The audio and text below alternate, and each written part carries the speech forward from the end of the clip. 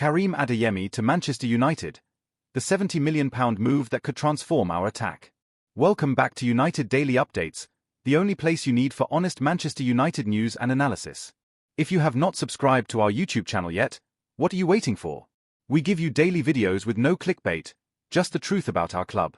Hit that subscribe button now and join thousands of other United fans who trust us for their news. Today we are talking about something huge. Karim Adeyemi from Borussia Dortmund. A £70 million target.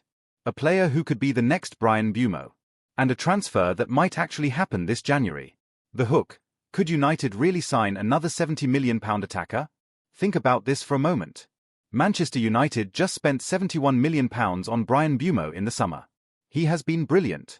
5 goals already. October Player of the Month. A complete success. Now reports are saying United want to spend another £70 million on Karim Adeyemi. That is £140 million on 2 attackers in 1 year. Is this real? Can United actually afford it? And most importantly, do we even need another attacker when we just signed Mbeumo? These are the questions every United fan is asking right now. And we are going to answer all of them in this detailed breakdown. Introduction. Why this transfer story is different. Manchester United have been linked with hundreds of players over the years. Most of those rumours go nowhere. But this Adeyemi story feels different. First, Sky Sports are reporting it. They are one of the most reliable sources in English football. They do not just make things up for clicks. Second, German outlet Bild are also covering the story. When both English and German media are reporting the same thing, it usually means there is substance to it. Third, United have apparently made contact with Borussia Dortmund already. This is not just speculation. There have been actual conversations. So this is a real transfer situation that United fans need to pay attention to. Karim Adeyemi could genuinely be coming to Old Trafford. But should he? Is he worth £70 million? How would he fit into the team? And what does this mean for our other attackers? Let's break down every single aspect of this potential transfer. From who Adeyemi is as a player, to how he compares to Mbeumo, to whether United should actually spend this kind of money.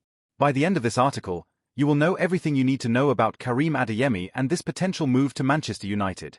Who is Karim Adeyemi? Before we talk about whether United should sign him, let's make sure everyone knows who Karim Adeyemi actually is. The early years in Germany. Karim Adeyemi was born in Munich, Germany in 2002. That makes him 24 years old right now. Still young, still developing, but with plenty of experience already. He came through the youth system at Bayern Munich. Yes, the same Bayern Munich that dominates German football. He was in their academy as a teenager, learning from one of the best development programs in world football. But like many young players at massive clubs, Adeyemi found it hard to break into the first team. Bayern have so many options and they usually buy established stars rather than promoting youth players. So Adeyemi made a smart decision. He left Bayern to get playing time elsewhere. The move to Red Bull Salzburg.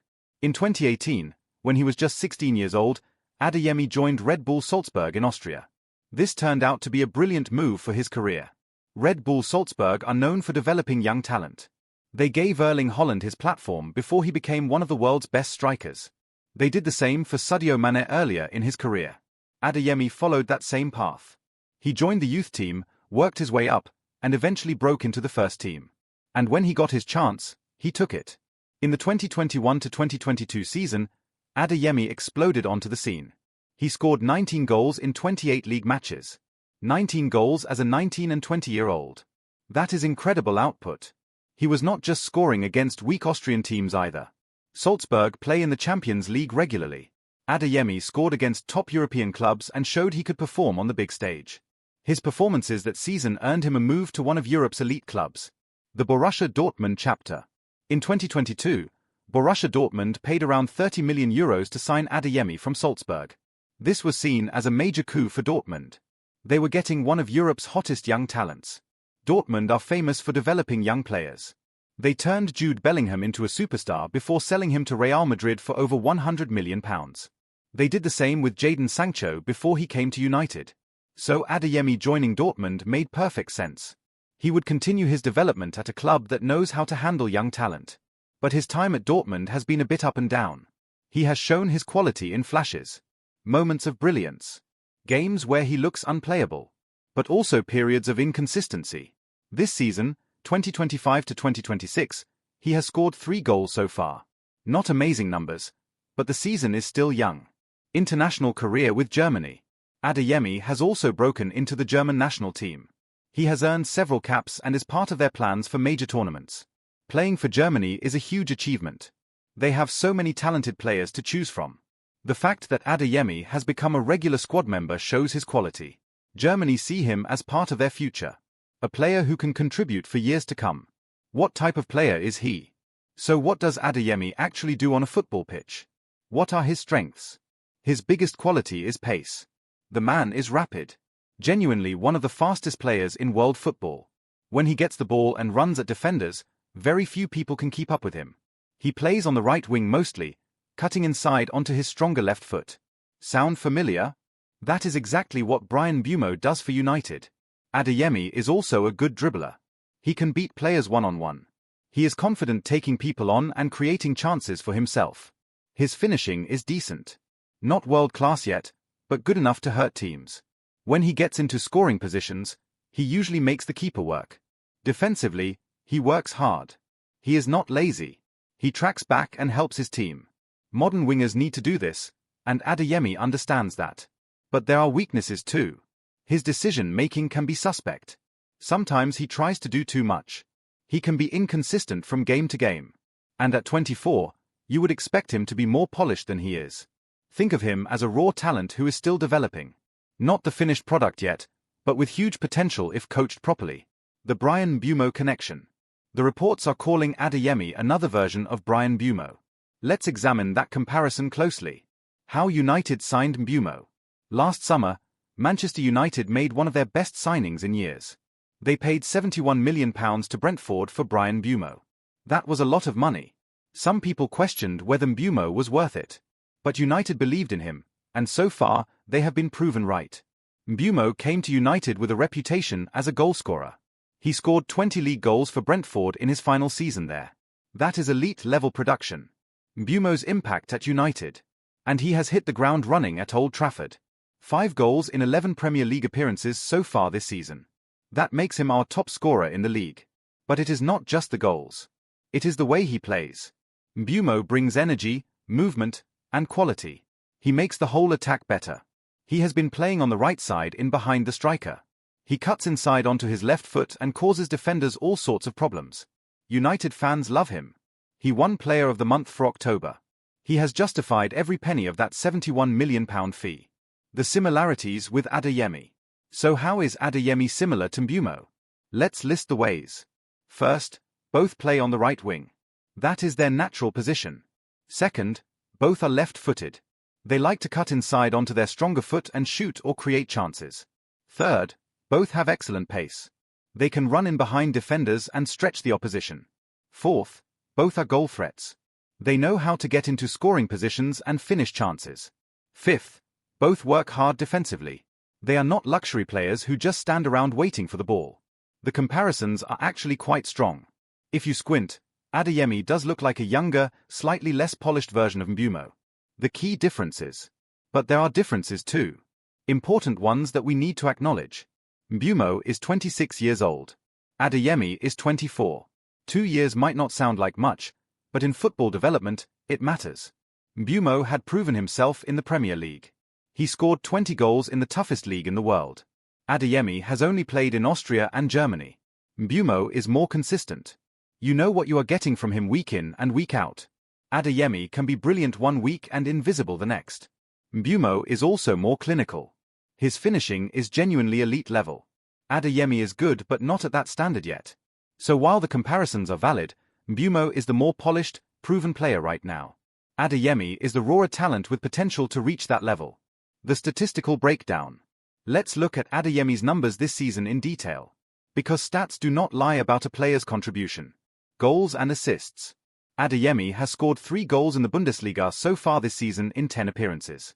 That works out to 0.3 goals per game. That is okay but not spectacular. For comparison, Mbeumo has 0.45 goals per game for United. So Mbeumo is significantly more productive in front of goal.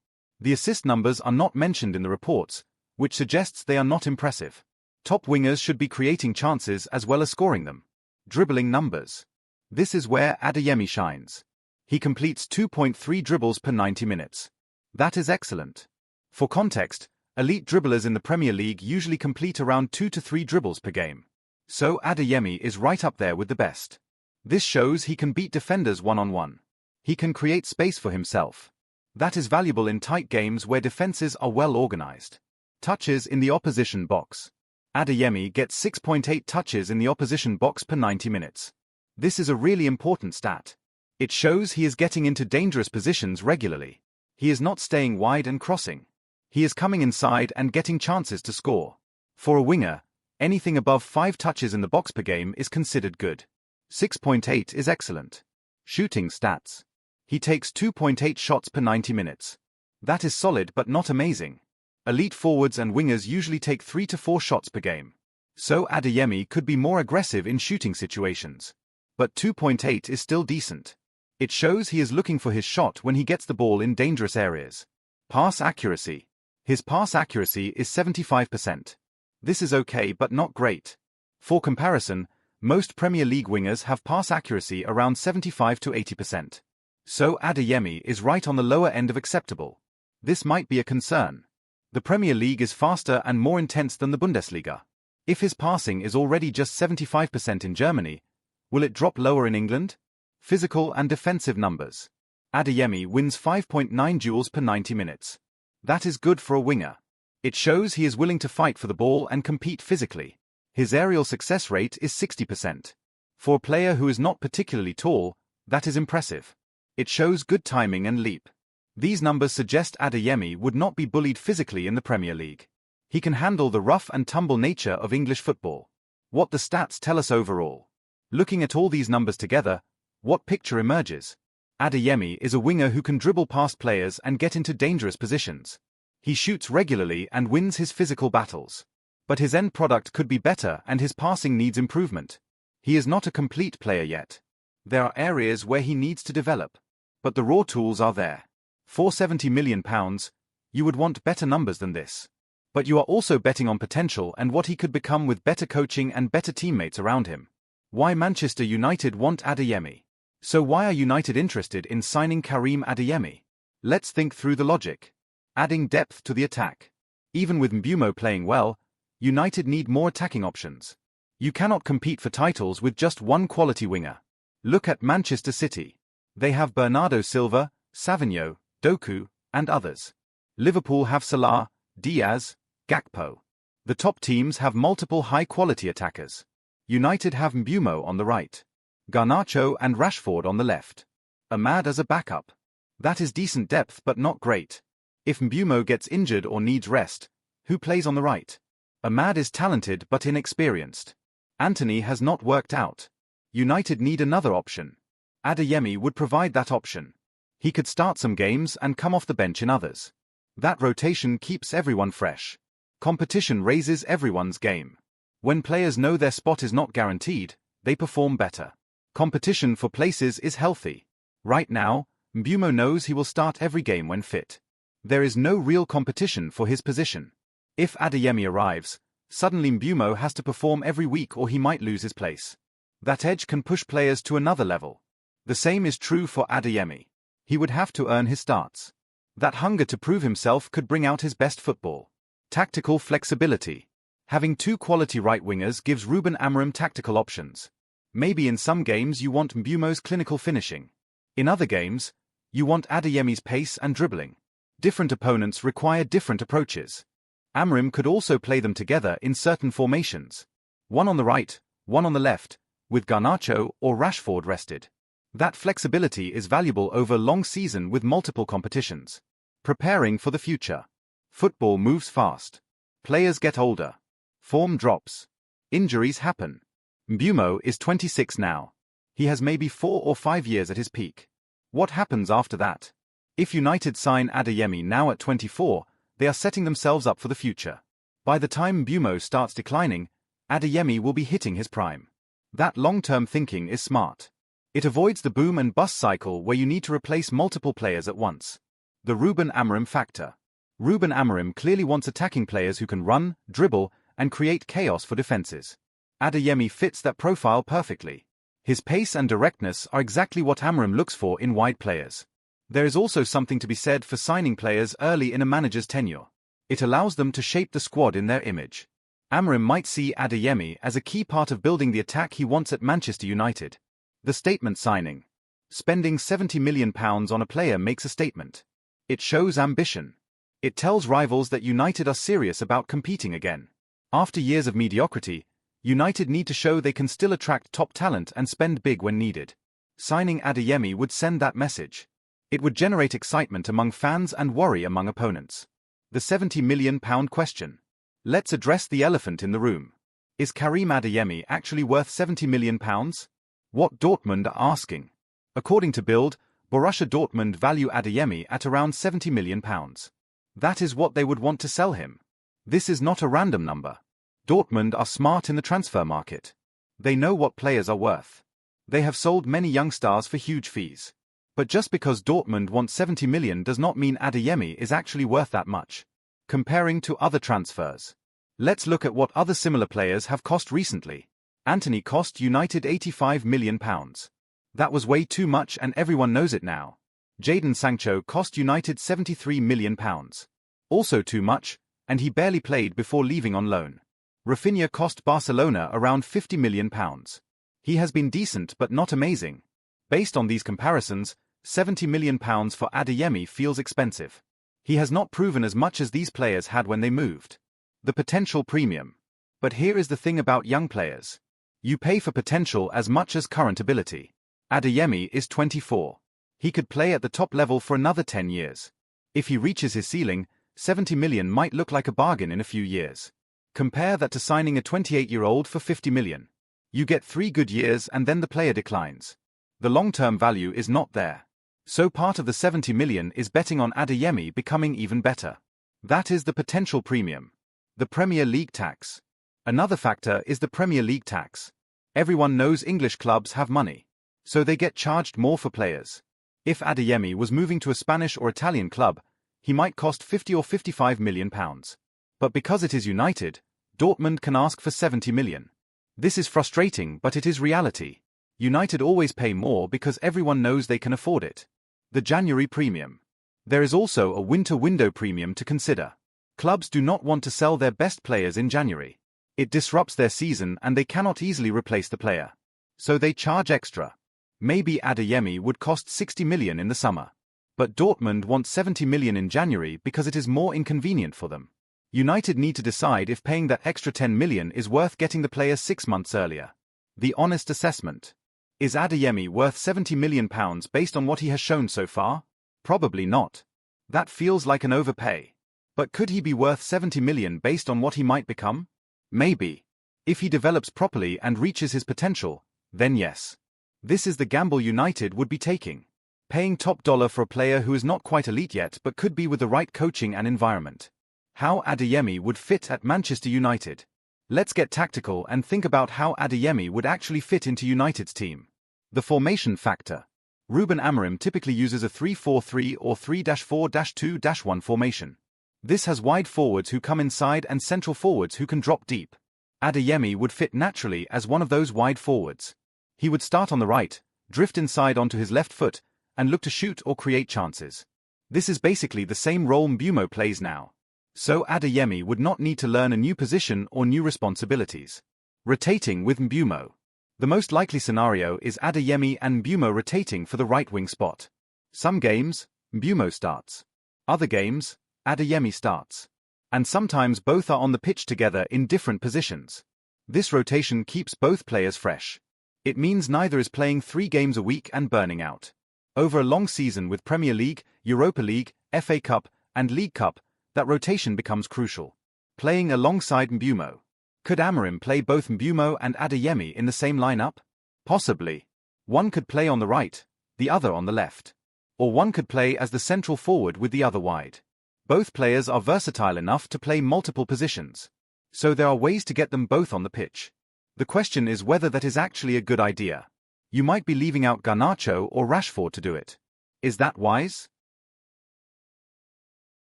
The impact on other players.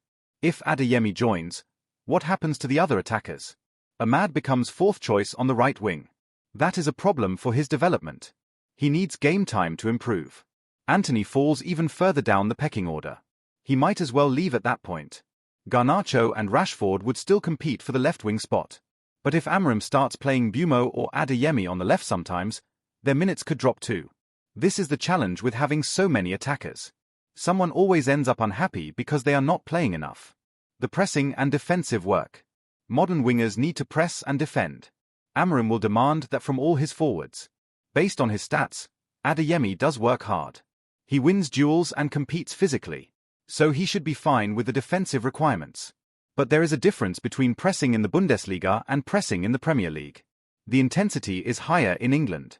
Adeyemi would need to adjust quickly to that higher intensity. Otherwise, he might not fit what Amorim wants. The adaptation period. Every player who comes to the Premier League needs time to adapt. Even talented players struggle initially. The pace is faster. The games come every 3 or 4 days. The physical demands are greater. It takes time to adjust. United fans need to be patient with Adeyemi if he joins. He might not be brilliant right away. There might be a few months where he looks lost. But if the club sticks with him and helps him adapt, he has the talent to succeed in England. The financial reality check. Let's talk about whether Manchester United can actually afford to spend another £70 million. The summer spending. United already spent big in the summer transfer window. Bryan Mbeumo for £71 million. Manuel Ugarte for around £50 million. A couple of other signings.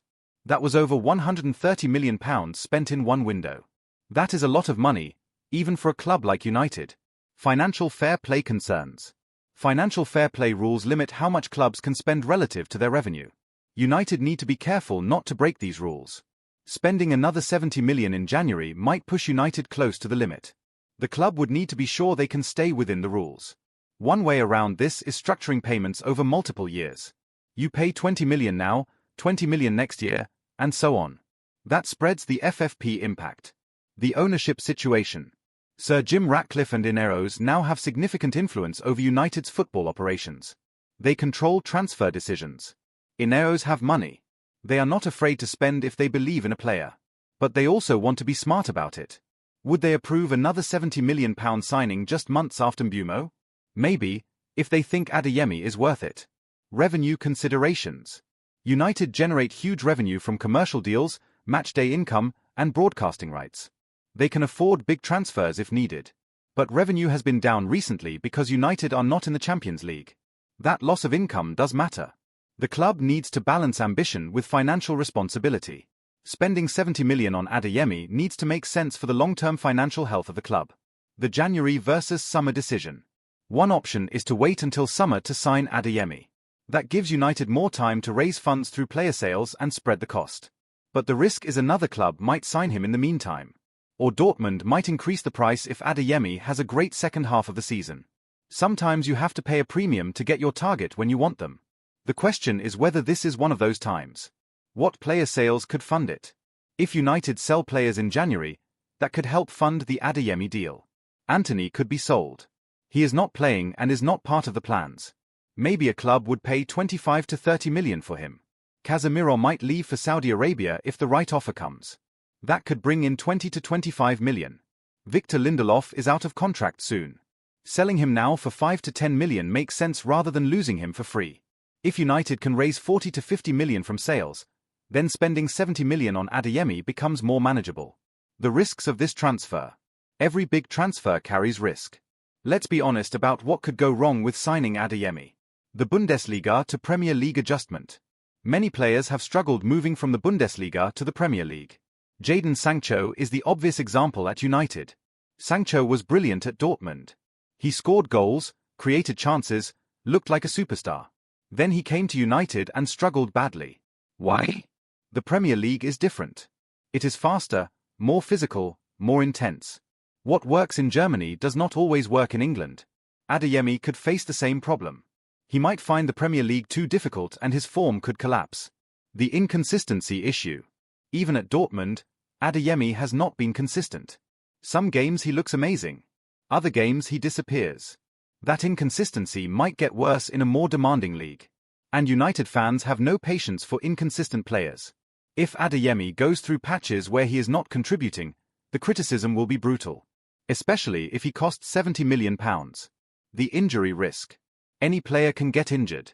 If Adeyemi comes to United and suffers a serious injury in his first few months, that £70 million is basically wasted.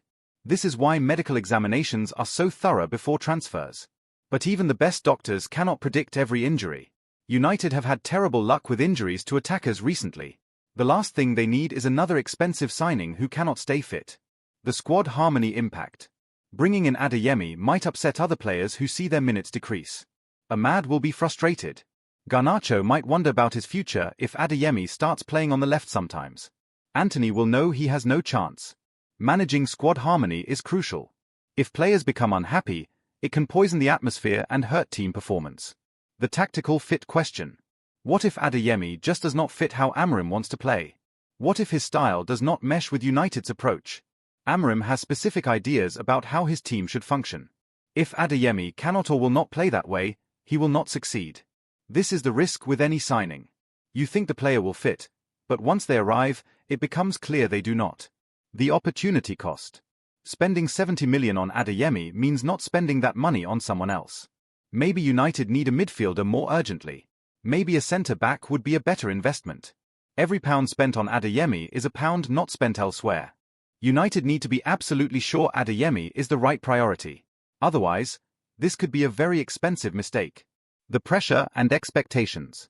£70 million signings come with massive pressure and expectations. Fans expect immediate impact. The media watches every move. Adeyemi is only 24. He might not be mentally ready to handle that pressure at a club like Manchester United. We have seen talented players crumble under the weight of expectation at big clubs. Adeyemi could be another one. What needs to happen for this deal to go through? For this transfer to actually happen, several things need to fall into place. United must agree the fee with Dortmund. The first and most obvious requirement is agreeing on a transfer fee. Dortmund wants £70 million. Will United pay it? There might be room for negotiation. Maybe United offers £60 million plus £10 million in add-ons. Maybe they structure the payment over several years to make it more manageable. But Dortmund are not desperate to sell. They do not need the money urgently, so they can hold firm on their asking price. United might have to pay the full £70 million if they really want Adeyemi. Personal terms must be agreed. Once the clubs agree on a fee, United need to negotiate personal terms with Adeyemi and his representatives. This means salary, contract length, bonuses, image rights, and all the other details that go into a modern football contract. Usually, personal terms are not a problem when a big club like United comes calling. They can offer wages that most players would be happy with. But you never know. Maybe Adeyemi wants guarantees about playing time. Maybe he has concerns about moving to England. These things need to be worked out. The medical must be passed. Before any transfer is official, the player must pass a medical examination. This is where doctors check for any injury issues or health concerns. Most players pass medicals without problems. But occasionally, issues are discovered that kill the deal. Given Adeyemi is young and has not had major injury problems, he should pass easily. But it is still a requirement. Work permit approval. Because Adeyemi is German and not British, he needs a work permit to play in England after Brexit. The rules are complex but basically depend on how many times he has played for Germany and where Germany ranks in FIFA rankings. Adeyemi should qualify for a work permit without issues.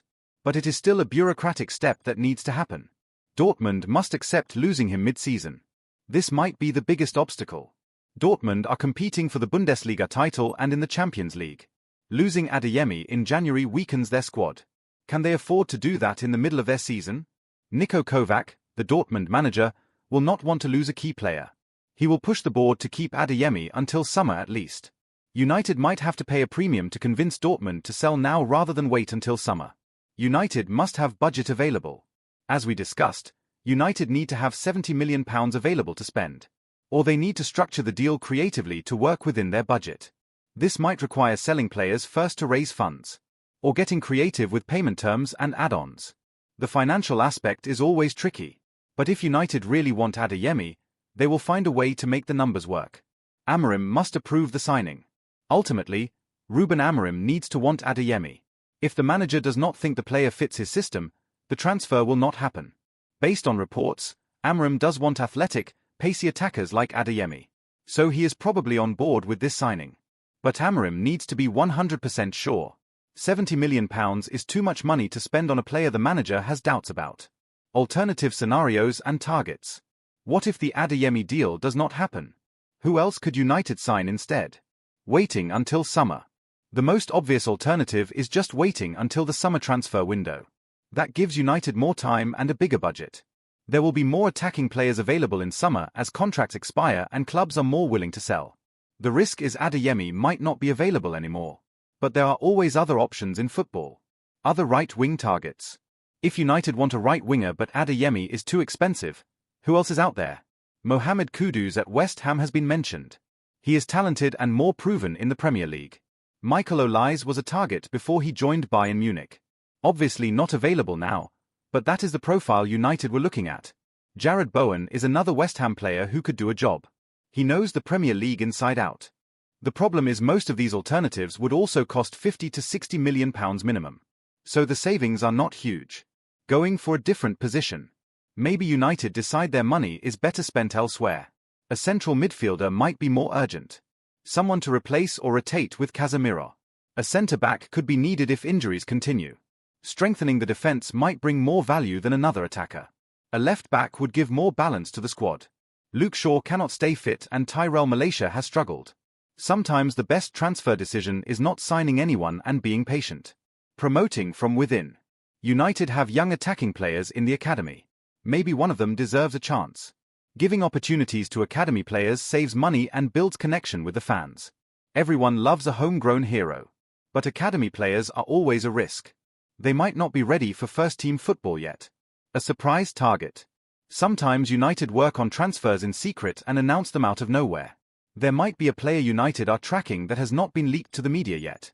Someone nobody expects. This is rare in modern football because everything leaks eventually. But it can happen. What United fans are saying. The reaction from United fans to this potential transfer has been mixed. Let's look at both sides. The excited camp. Many fans are thrilled at the idea of signing Adeyemi.